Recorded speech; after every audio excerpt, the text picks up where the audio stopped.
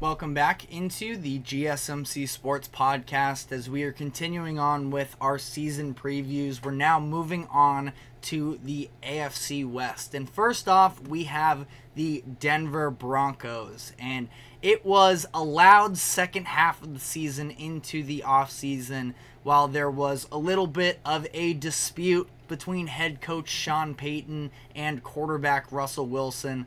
Ultimately, Sean Payton ended up winning the battle in terms of surviving in Denver, and I think that ultimately, it was sort of understandable on his part. I know during this offseason, the further we get away, people are sort of turning to the overall stats that don't look all that bad with Russell Wilson and the fact that they were in wild card contention while he was the starting quarterback. But I've made my thoughts clear on this before. I thought that had a lot more to do with the defense really generating tons of turnovers and opportunities for Russell Wilson that I don't think were all that sustainable. They won the turnover battle in 5 straight games as they went on that win streak. During the win streak, they were plus 13 in the turnover differential, which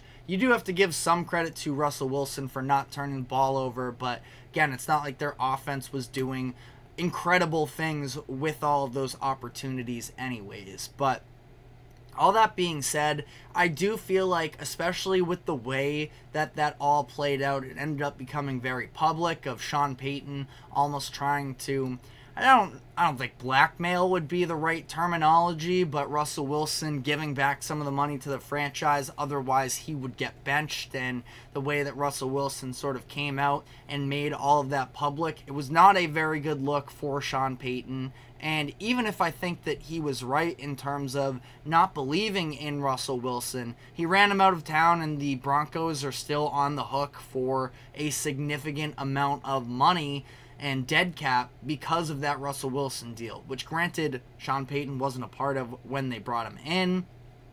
So that is on the general manager in that perspective. But I do think that there is some real pressure on Sean Payton in the coming seasons, where maybe not necessarily quite as much this year. We know this is a transition season.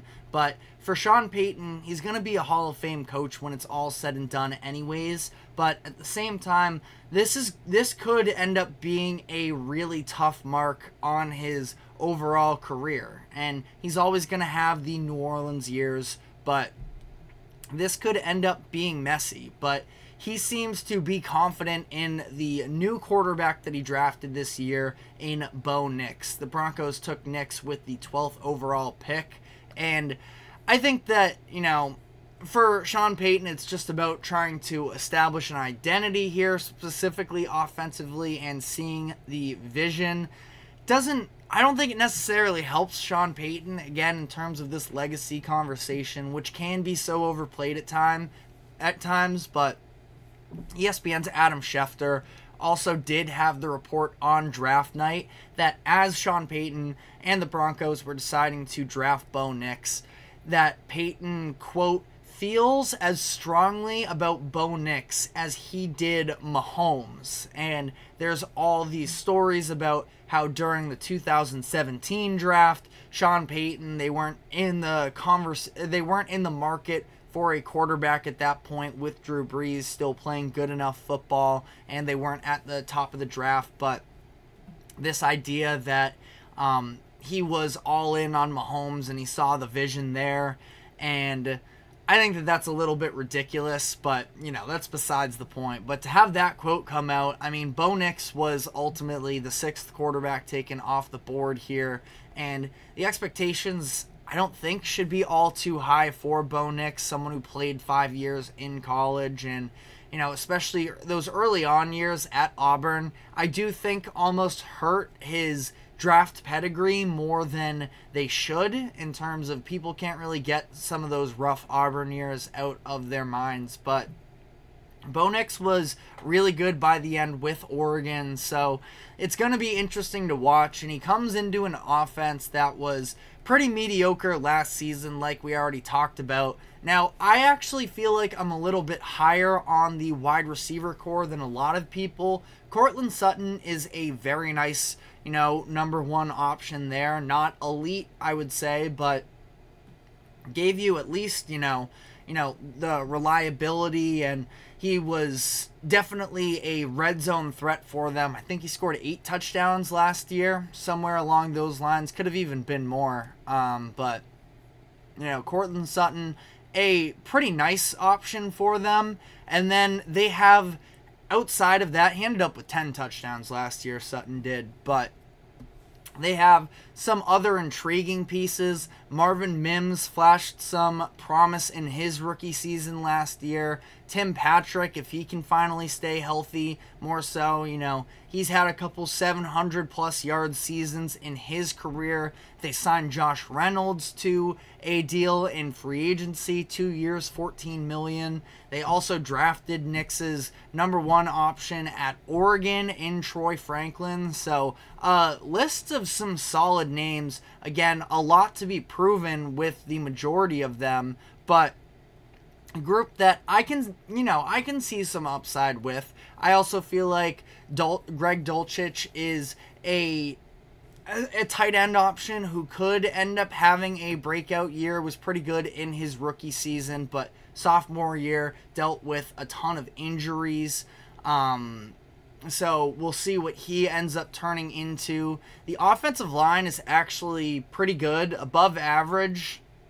They lose Lloyd Cushenberry in free agency, their starting center from last season. They bring in Sam Mustipher to try and be his replacement. Not a ton of experience there, so their offensive line likely gets worse from last year, but at the same time, I do feel like, it's still going to be a positive unit on that offensive line, and they can, hold their own. Now, running backs behind that offensive line, not really a great feeling there. Javonte Williams, Samaje Perine, Jaleel McLaughlin. It is pretty mediocre. They did draft Audric Estime out of Notre Dame, who Estime, if you watched any college football, he was kind of a beast, but not really much of a threat in the pass game at all, and we'll see if he ever ends up amounting to anything. They took him, double check here, they took him in the 5th round, I think it was. Yeah, it was the 5th round, 147th pick, so it is, again, a pretty lackluster roster as a whole, I would say. Shots Below the Belt says, after Peyton Manning retired, the Broncos haven't really been much of a threat, known for a strong running game and lockdown defense. And yeah, it's that they don't have an identity at this point, because the run game, like I just alluded to, that's been gone. The defense that was once elite, one of the best that we've seen in the 21st century, led by Von Miller, that's not the same anymore. You look at the statistics from last season, and they were not good at all. This is, of course, the team that allowed 70 points to the Dolphins early on in the year, and they ended up getting clowned on for.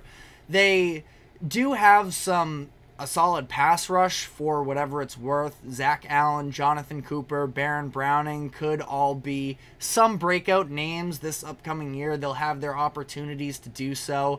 But outside of Pat Surtain in the secondary, there really aren't any names that jump off of the page at you. And they ended up losing a couple big-time defenders where they lost Justin Simmons. Justin Simmons is still an unsigned free agent, but it does not sound likely that he's going to make his way back to Denver. And then Josie Jewell ended up signing a contract with the Carolina Panthers. So, again, already a pretty lackluster roster, losing 2 of their best defensive players. Not a great sign there.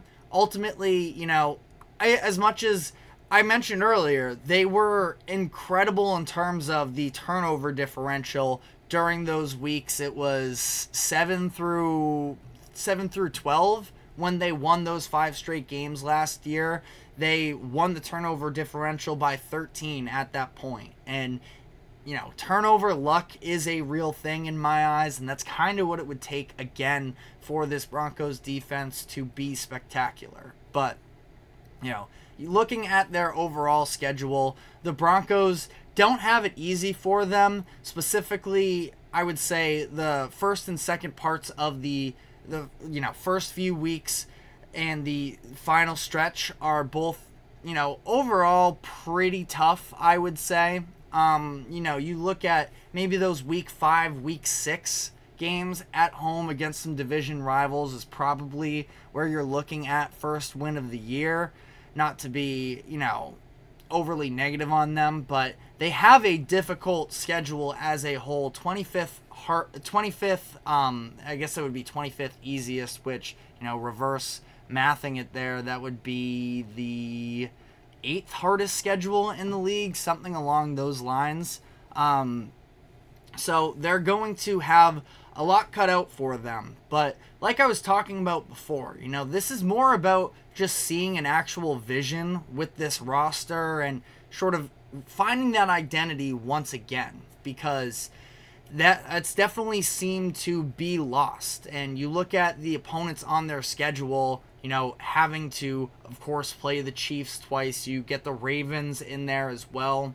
The NFC South is at least a division that you feel like maybe with some home games you could take, but Broncos, I am not very optimistic on in terms of wins and losses this year, but that doesn't mean it's a bad year. The Broncos could benefit from being towards the top of the draft next season and being able to, add another star player at wherever they end up needing at that point. It's not like it's the strongest quarterback draft anyways. If things are completely disastrous with Bo Nix, then who knows, but I anticipate that he's probably going to play the entire first season. He's going to have some good enough receiver options and a good enough offensive line that I think that he can, show us if he is ever going to have anything. Ultimately, though, I do have the Broncos winning just 4 games. I would definitely not be surprised if they end up rattling off a couple more. I don't feel great about slotting them into 4. Their overall underline is 5.5 right now. So I have them going under. I think that it's going to take a little bit of time for whatever this next iteration is to, fully come to form.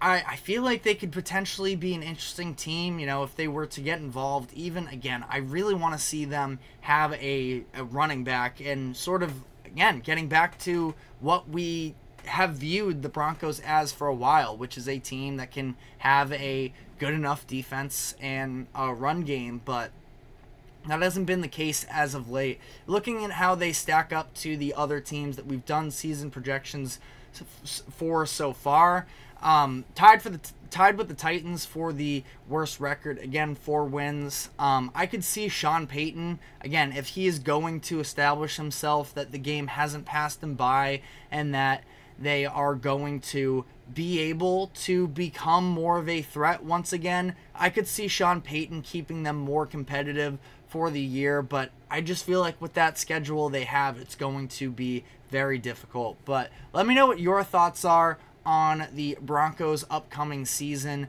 We are going to be taking our final break of the show, though, and when we come back on the other side, we're going to be coming back around to the MLB trade deadline, and I'm going to be talking about the Boston Red Sox and the moves they made and ultimately how they fared. So stick with us, and we will be right back after this quick break.